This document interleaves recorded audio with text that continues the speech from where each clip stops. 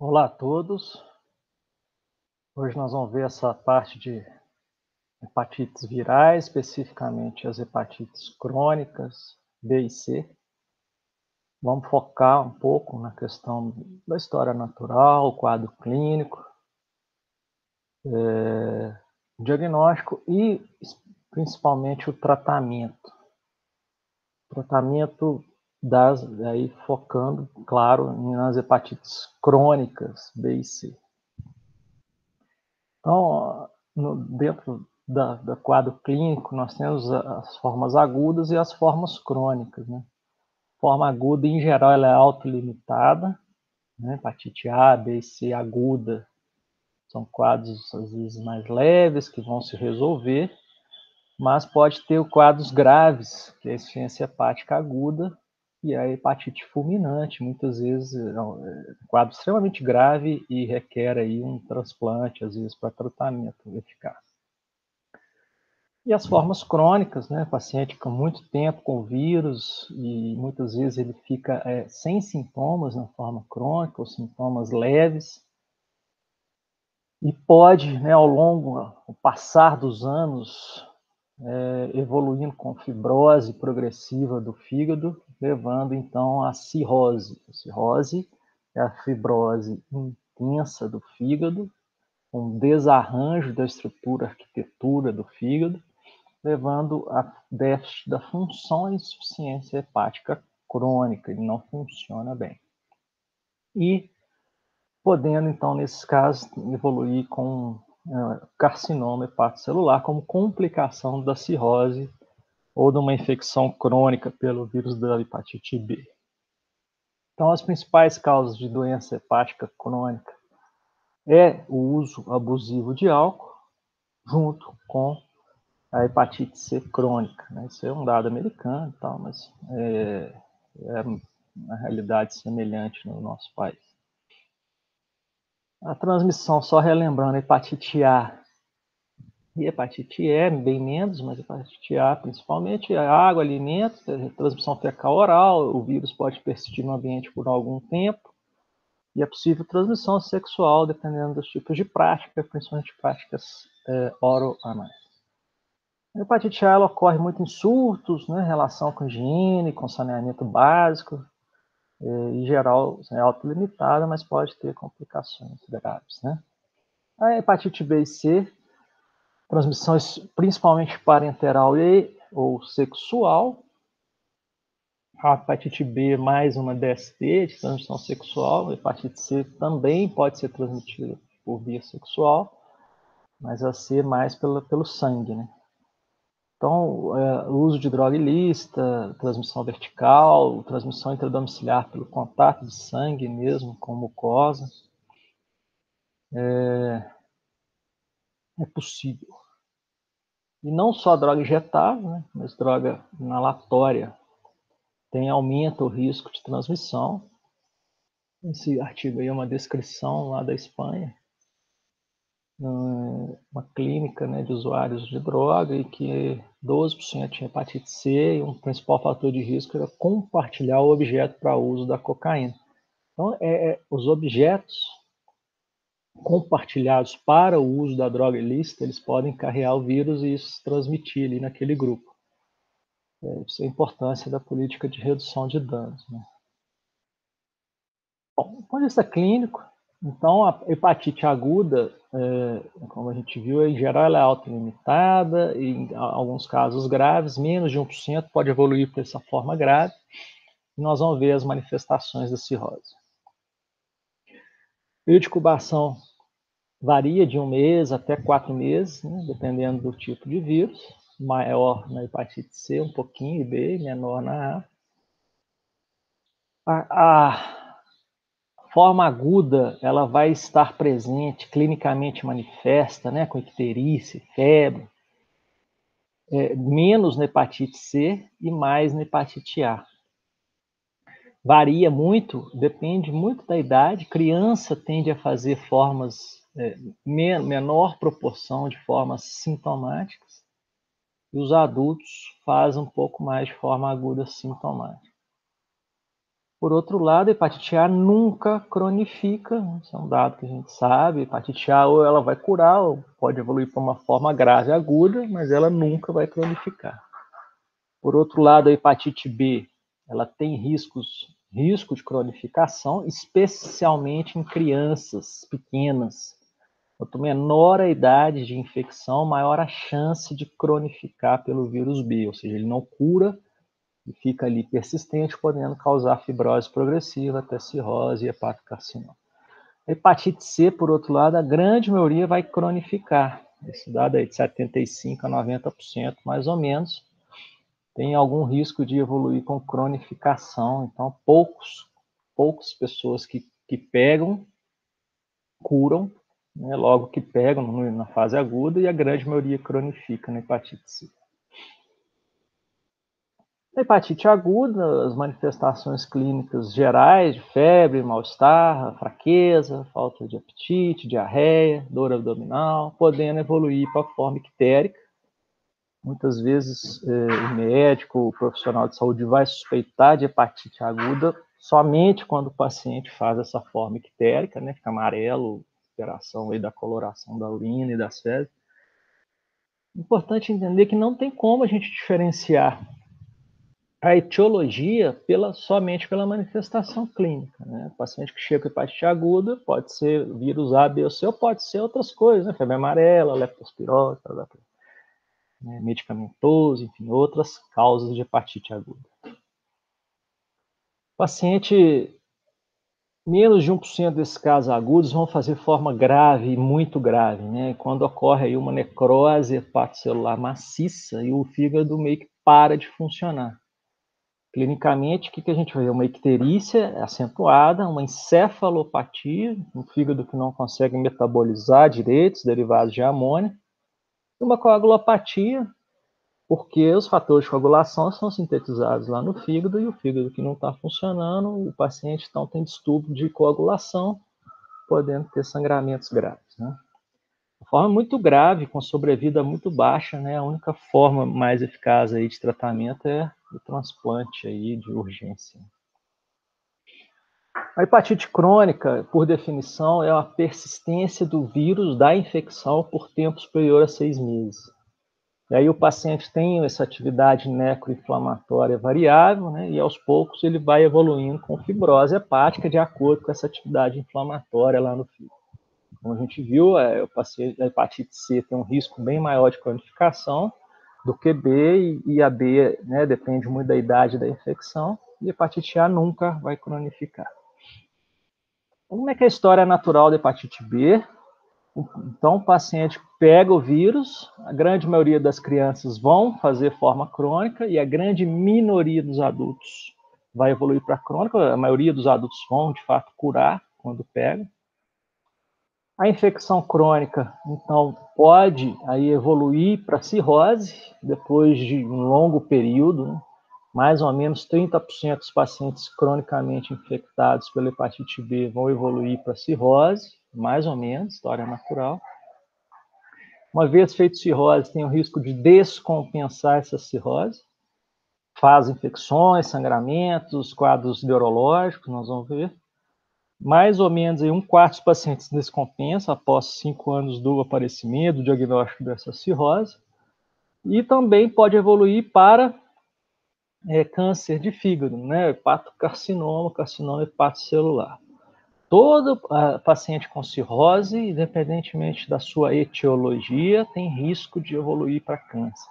Mas estamos falando de hepatite B, mesmo os pacientes que não têm cirrose, mas que têm infecção crônica, 5 a 10% deles podem evoluir para carcinoma hepatocelular. Isso é muito significativo no paciente com hepatite B crônica. A gente precisa sempre rastrear e fazer diagnóstico precoce desse câncer, porque a gente consegue tratar de forma mais eficaz. Uma vez feito uma descompensação, né, essa insuficiência hepática avançada ou hepatocarcinoma, né, tem um risco, o prognóstico é muito ruim, e aí o tratamento efetivo, de fato, como eu já falei, seria o transplante hepático. Na hepatite C, um pouco semelhante, né, essa evolução, mas a gente lembrando que a maioria dos pacientes, até 90%, evolui para a forma crônica quando pegam.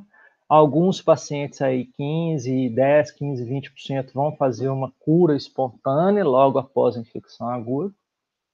Uma vez feito forma crônica, essa fibrose no parênquima hepático ela é progressiva, depende de alguns fatores, né? Um exemplo, paciente que tem esse vírus e bebe, faz uso abusivo de bebida alcoólica, então essa fibrose vai crescendo até chegar na cirrose. Uma vez estabelecida essa cirrose, esse paciente tem risco aqui de fazer câncer, hepatocarcinoma, e tem risco de descompensar essa cirrose, aí né, semelhante ao que a gente viu. Isso leva anos, décadas, né, para chegar, depende, como eu falei, desses fatores, com infecções, uso de álcool e tal. Então, o paciente com hepatite crônica, ele tem um risco de evoluir para cirrose e para carcinoma hepatocelular. Então, nessa abordagem, manejo desses casos, a gente tem que lembrar quem tem maior risco de evoluir para essas complicações. Como eu falei, co-infectados e principalmente o paciente que usa bebida alcoólica de forma abusiva. Quais são os sinais e sintomas de cirrose? O que a gente tem que investigar nessa história clínica? Então, o paciente chegou com hepatite crônica, às vezes ele não está sentindo muita coisa, mas a gente tem que ter um olhar clínico para identificar se tem ou não tem evidência de cirrose, clinicamente falando, né? Edema, retenção de líquido, né, na abdominal, ascite, né? O aumento do baço, as varizes esofágicas, é isso que nós vamos ver. Então, a gente, do ponto de vista anatopatológico, a classificação de METAVIR é muito falada, assim, né, né, no manejo das hepatites crônicas. Então, a ausência de fibrose, F0, a fibrose restrita aos tratos portais, seria a fibrose leve, começa a formar septos porta a porta e porta centro, eventualmente, mas septos escassos é uma fibrose moderada, septos numerosos, já bem estabelecidos e mais espessos, digamos assim, é uma fibrose avançada. E a cirrose já é, né, o desarranjo da arquitetura com nódulos de regeneração e tal, e é por isso também o risco de fazer hepatocarcinoma. Aqui uma peça de um fígado cirrótico, uma cirrose micronodular, mas assim, né, todo irregular, todo cheio de fibrose, né, de cicatrizes que desarranja a sua estrutura.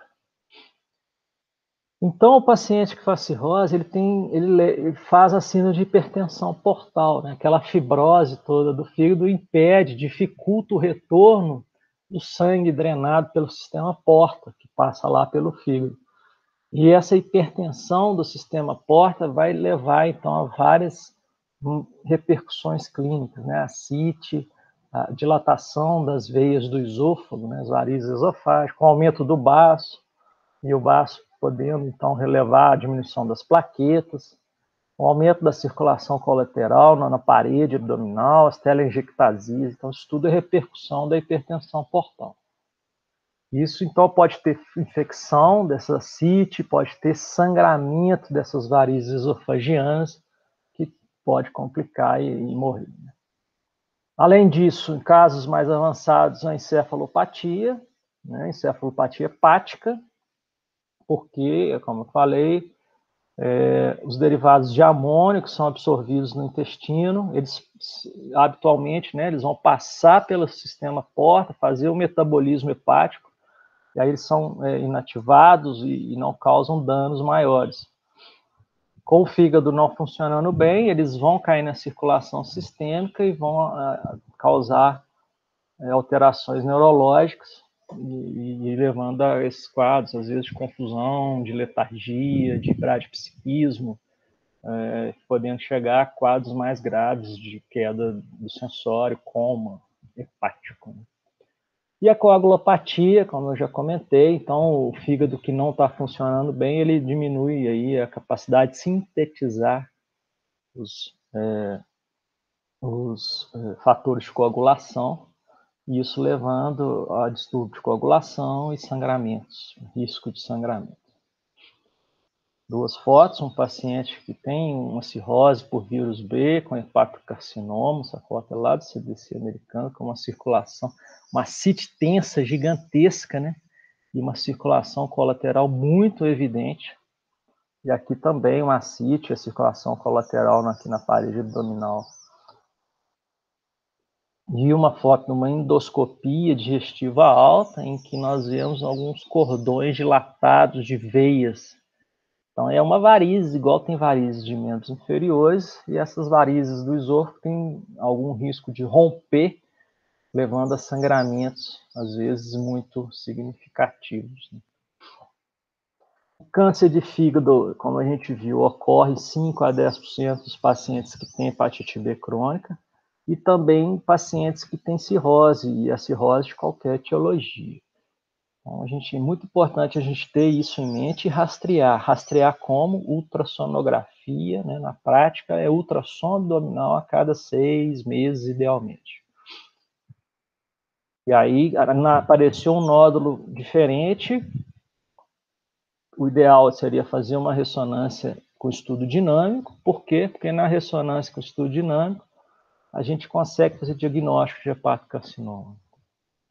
É um nódulo que ele é hipervascular, e no estudo dinâmico, na fase precoce arterial do contraste, ele está hiperintenso. E na fase tardia, na fase venosa, ele fica hipointenso. É o washout, que chama esse fenômeno. Então, o estudo dinâmico mostra isso. Isso é pela alta vascularidade desse tumor. Então, ele enche de contraste e depois esvazia, né?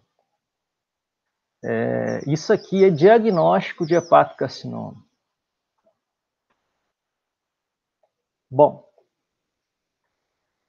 diagnóstico das hepatites virais, para a gente, primeiro, só para entender que tem muita gente com hepatite circulando aí no dia a dia, no mundo, que não sabe que tem, né? São doenças, como eu falei, nas formas crônicas, aí a maioria são assintomáticas, ou com sintomas muito discretos.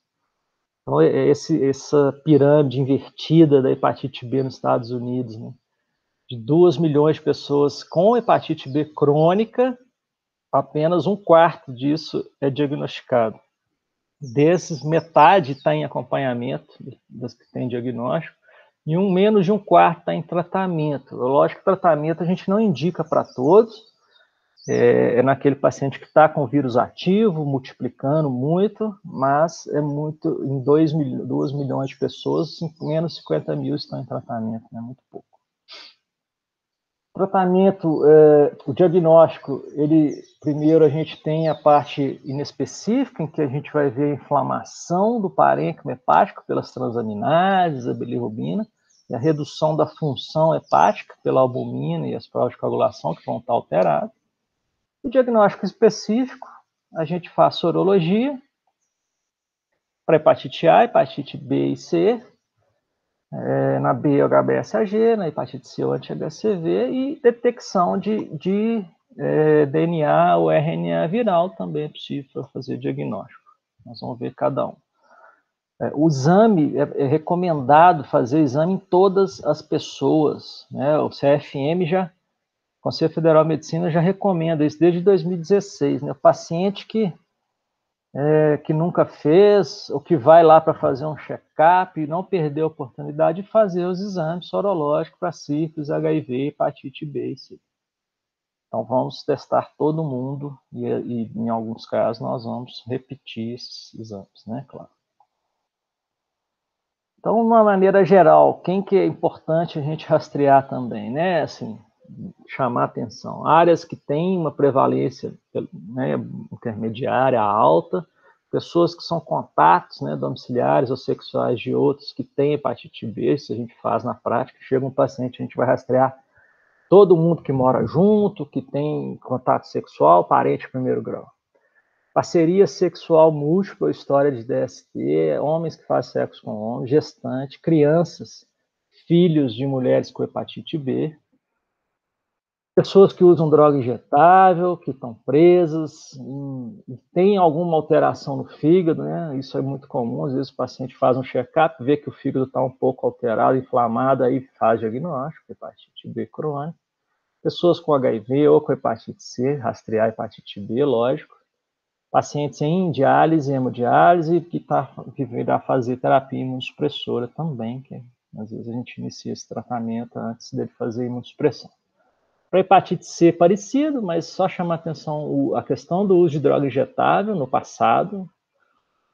Hoje, atualmente, isso não é muito comum, o uso de droga injetável, graças a Deus, mas no passado aí muita gente já usou alguma vez e pode ter pegado hepatite nesse momento.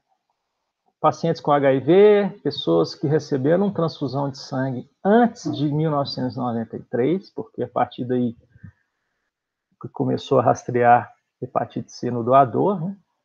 Pessoas em hemodiálise com alteração hepática, filhos de mulheres com hepatite C, contatos sexuais de pacientes com hepatite C, claro.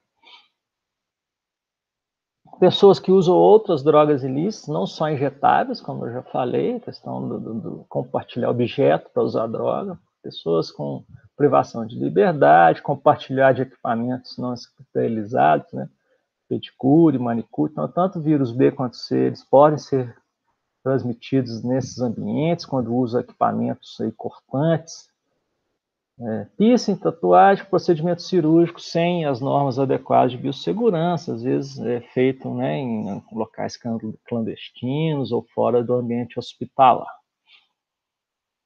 Bom, aqui é da hepatite A, mas acho que isso cabe também para outros, essa parte específica que eu comentei. A alteração das transaminases me fala de inflamação do parênquima, alteração das enzimas canaliculares, fosfatase alcalina e gama-GT, colestase e alteração de albumina de tempo e atividade de protombina alteração de função hepática do coagulograma e tal. E pensando em hepatite A, desculpa, aí nós vamos fazer sorologia, detecção de IgG e IgM para diagnóstico, né? A hepatite A, que ela é sempre aguda, tem que aparecer aí o IgM. E o RNA viral também é possível detectar em alguns casos. Então está ilustrado aqui que após alguns meses o IgM vai sumir e o IgG vai permanecer positivo para o resto da vida e ele denota imunidade. A pessoa não pega hepatite A de novo, só uma vez. A pessoa que tem IgG positivo, ela está protegida, imune à hepatite A. Já na hepatite B, o diagnóstico é mais complicado, porque tem outros marcadores, né? Então, tem o antígeno S, que é um antígeno de superfície, HBsAg, principal para diagnóstico. Tem o antígeno HBC, que é um antígeno do cerne, lá no núcleo, e o antígeno E, que é um antígeno solúvel também do núcleo. DNA dupla fita e uma DNA polimerase. Isso aqui é a partícula de dano, partícula do vírus B. Então, em geral, HBsAg positivo significa que o paciente está infectado. Se é crônico ou não é outra história, né? O anti-HBs positivo denota cura ou imunidade pela vacina. E o anti-HBC, o anticorpo contra o antígeno C, ele é interessante que a gente consegue fracionar o IgM do IgG. Então, a gente consegue ver se é uma infecção recente ou prévia, né? Então, o paciente que tem hepatite B aguda, ele tem HBsAg positivo e o anti-HBC IgM positivo. E o HBe, anti-HBe, o HBe é um antígeno de marcador de multiplicação viral. Então, a gente vai usar ele, a gente vai pedir, solicitar no caso de paciente com hepatite B crônica, para ver se ele ainda é um replicante. E esse paciente que é altamente, esse vírus altamente replicante, esse paciente precisa de tratamento para conter esse vírus. Então, só para a gente entender, na hepatite aguda, o HBsAg ele aparece na infecção aguda, depois de alguns meses ele vai sumir, o HBe aparece na forma aguda, claro, o vírus multiplicando bastante. O anti-HBC IgM ele vai ficar positivo junto nos primeiros meses e o IgG permanece positivo para o resto da vida. E o anti-HBS, né? Depois que ele cura o HBS, a AG some e o anti-HBS aparece. Então, o paciente que já teve infecção prévia, mas curou, ele vai ter o anti-HBC total IgG positivo e o anti-HBS positivo.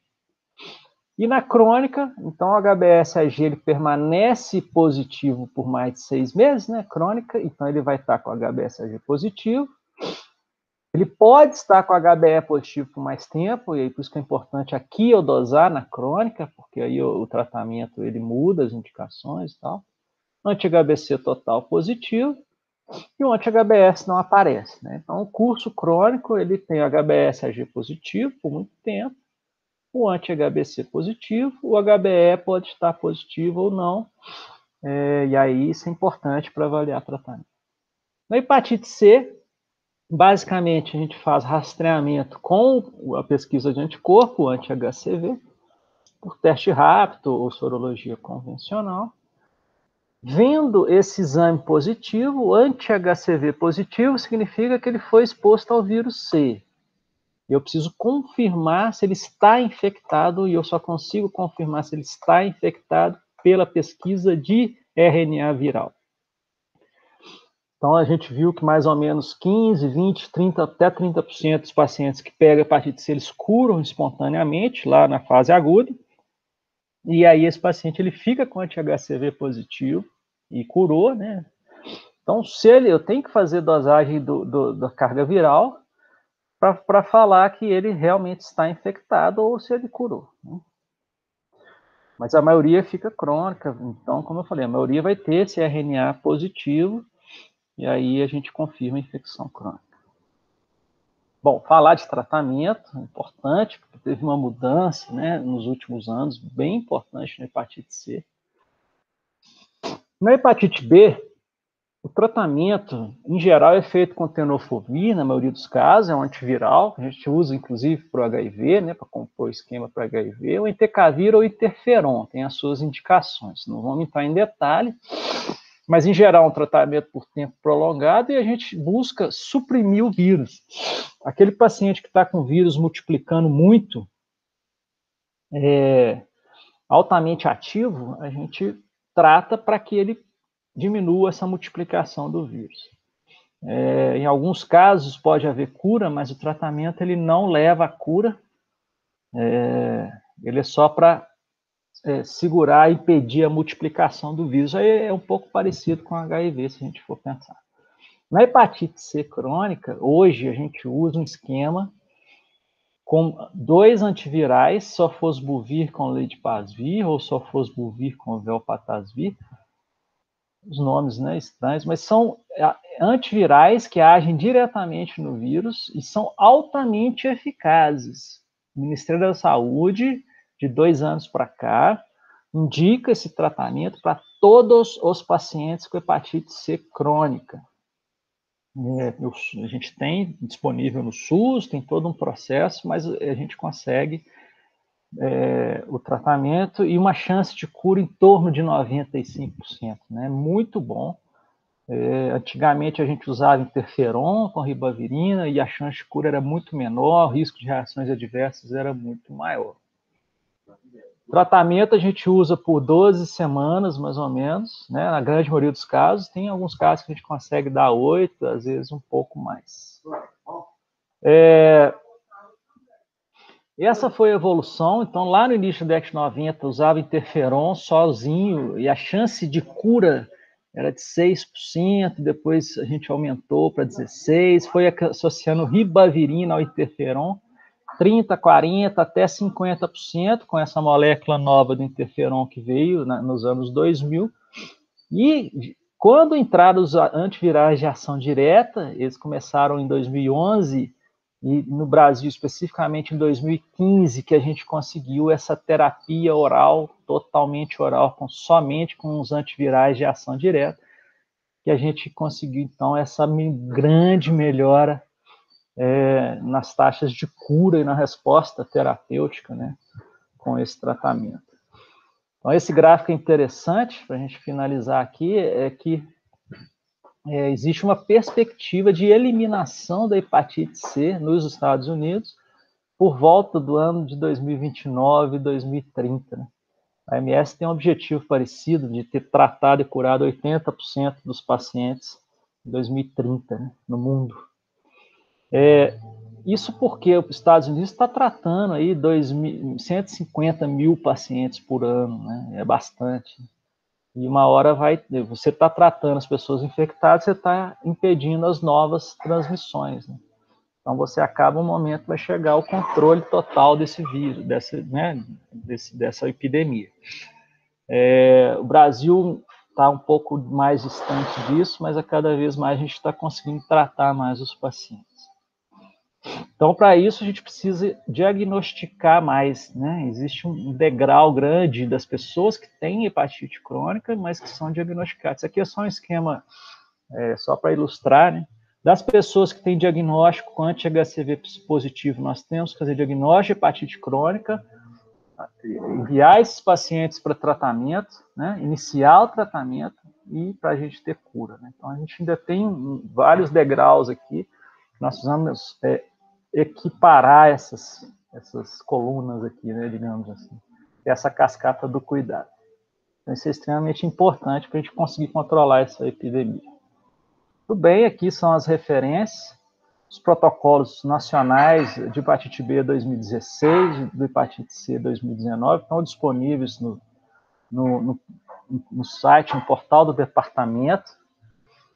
O guia de vigilância também, e tem o site, os consensos da Associação Americana de Estudos das Doenças do Fígado, também bem interessante, né? Americano, mas tem vários protocolos aí para outras doenças hepáticas, inclusive.